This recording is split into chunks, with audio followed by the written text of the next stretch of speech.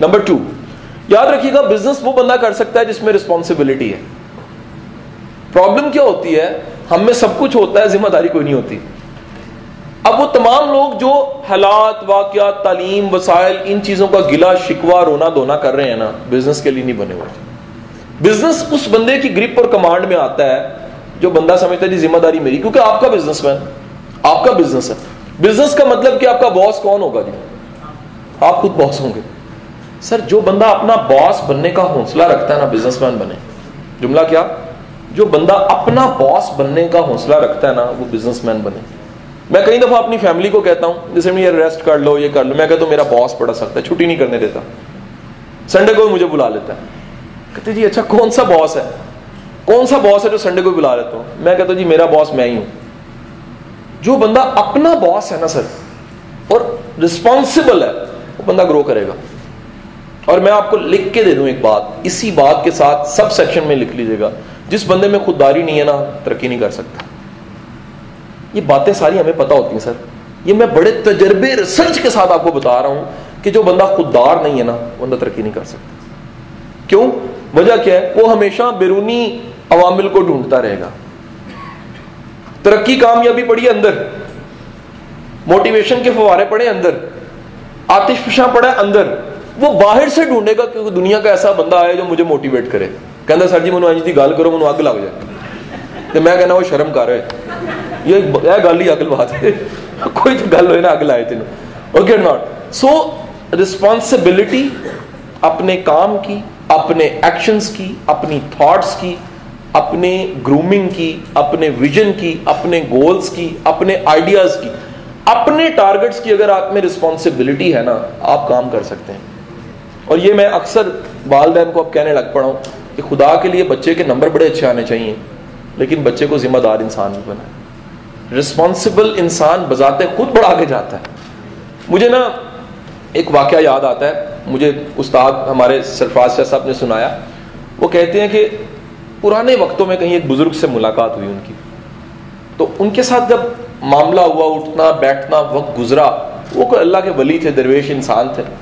تو کافی دنوں کے بعد انہوں نے کہا میاں بات یہ ہے کہ مجھے مستقبل کا حال دیکھنے کا کوئی طریقہ نہیں پتا, لیکن مجھے اتنا پتا ہے کہ یہ عادات جو تم میں پائی جاتی ہیں اگر کسی میں پائی جائیں وہ ترقی ضرور کرتے ہیں.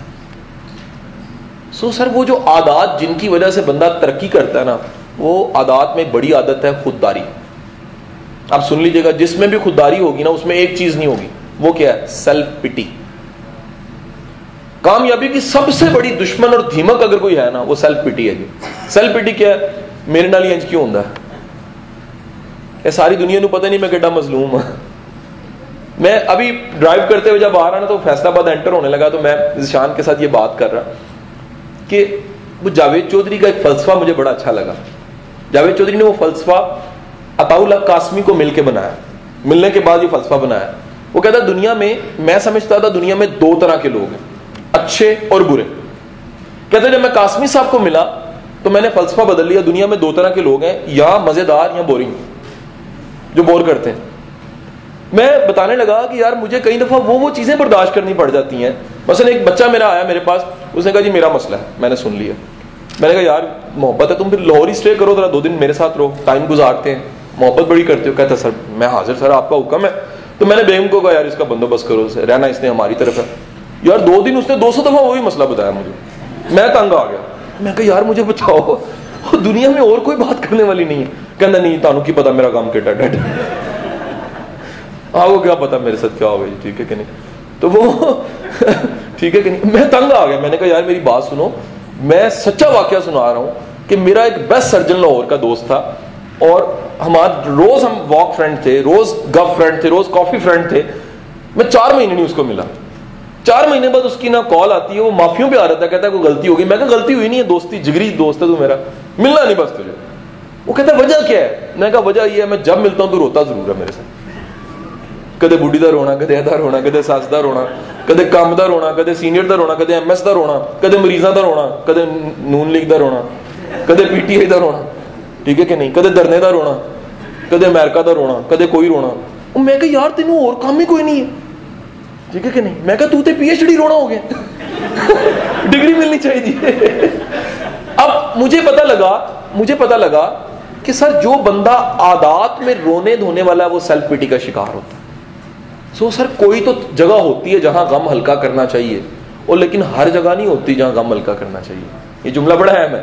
کچھ جگہ ہوتی ہیں جہاں پہ غم ہلکا کر لینا چاہیے, اور لیکن سر اپنے غموں کو سر عام تو نہ کرے. سچا واقعہ, یہ بھی دوسرا واقعہ سنانے لگا اسی حوالے سیلف پیٹی کا.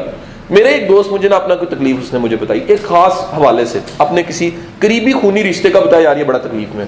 میں 3-4 بار سن لیا, اس کے بعد میں نے اسے بتایا, میں کہا یار یہ میری تکلیف ہے, یہ بھی سامنے رکھو ذرا. وہ میرے منہ کی طرف دیکھنے لگ پڑا, کہتا ہے اتنی تکلیف میں یار تم ہو, تم نے کبھی بتایا ہی نہیں. میں کہا میری عادت ہے یار, میں کبھی اپنی تکلیف نہیں شیئر کرتا, کبھی نہیں بتاتا میرا بچہ بیمار ہے, میں کبھی نہیں بتاتا میری سسٹر کس حالت میں کبھی نہیں بتاتا کہ پرابلم کیا چل رہی ہے. کیوں نہیں بتاتا؟ صرف ایک وجہ ہے. ایک بات زندگی میں یاد رکھیے گا, دنیا آپ کو کمزور نہیں دیکھنا چاہتی. جب آپ دنیا کو اپنی کمزوری دکھا دیتے ہیں نا, دنیا پھر آپ کو ہمیشہ کمزور ہی سمجھتی ہے. جب طاقتور بھی ہو جاتے ہیں نا, دنیا کو کمزور سمجھتی ہے. سو سر اپنے دی بیسٹ حالت میں آ کے رسپانسبل انسان بنے, خودداری کے ساتھ. کبھی آنسو نہیں گرانا, کبھی بندے کے سامنے نہیں جھکنا, کبھی بندے کے سامنے جو انسان ہے وہ لیٹ ڈاؤن نہیں کرنا. کیوں؟ اللہ نے اعزاز دیا ہے, اشرف المخلوقات ہو, اعلیٰ ترین مخلوق ہو, فرشتوں کو سجدے کروائے ہیں, اور بتایا کہ یہ وہ میری مخلوق ہے جو دیکھے گی نہیں, مانے گی مجھے, میرے ارادوں کو مانے گی, میرے فیصلوں کو مانے گی. سو سر اللہ نے جب اتنا اعزاز دیا ہے تو خود جناب کو اگر سیٹ مل جائے اور جناب پھر زمین پہ بیٹھے تو زیادتی نہیں, ظلم نہیں ہے کہ آپ کو چودھری بنایا جائے, کہنا نہیں سانو رہن دو, سانو بوئے دی بایا کرو, زیادتی ہے نا پھر تو. تو رب نے جب آپ کو کہا ہے کہ یار یہ وہ مخلوق ہے جو کائنات کی سردار میں سے, مخلوقوں کی سردار ہے, یہ باقی مخلوقات سے سپیریئر ہے, افضل ہے. سو سر خوددار انسان بنتے ہوئے ذمہ داری کو قبول کیجئے. It's your life. اپنے آپ کو کہا کرو یہ میری زندگی ہے, میں ذمہ دار ہوں. اگر میں ذمہ دار نہیں ہوں تو جواب دے نہیں دے سکتا. اللہ جواب اسی سے لیتا ہے جو رسپانسبل, اور ذمہ داری آپ پہ ڈالی گئی ہے. 2 باتیں ہو گئی جی کاروبار کے لیے. پہلی چیز کیا ہے جی؟ آئیڈیا. اینڈ دی آئیڈیا میں کیا ہے؟ Power of idea. آئیڈیا کیسا؟ جو تنگ کرے. آئیڈیا کیسا؟ جس کو ڈھونڈو. آئیڈیا کیسا؟ کسی بھی چلتے ہوئے کام کو دیکھ لیجیے, اس نے آئیڈیا کلک کیا, کوئی آئیڈیا پکڑا, اس کے ذریعے نکل گیا. کسی بندے کو دیکھ لیجیے جو آگے بڑھ گیا ہے, فیم مل گیا ہے, ترقی کر لیا, اس نے آئیڈیا پکڑا, اس نے آئیڈیا کا سرا پکڑا. دوسرا رسپانسبلٹی. رسپانسبلٹی میں ایک یہ بھی آپ کو بڑا مزے کا واقعہ نبی صاحب سناؤں مزے کا, کہ زندگی میں جب کبھی شاندار آئیڈیا ملا نا سر, تو میں نے زندگی میں 2 ایسے بندے رکھے ہوئے ہیں جن کے ساتھ میں ضرور شیئر کرتا ہوں. جب وہ نہ کر دینا پھر انشاءاللہ ہو جاتا ہے.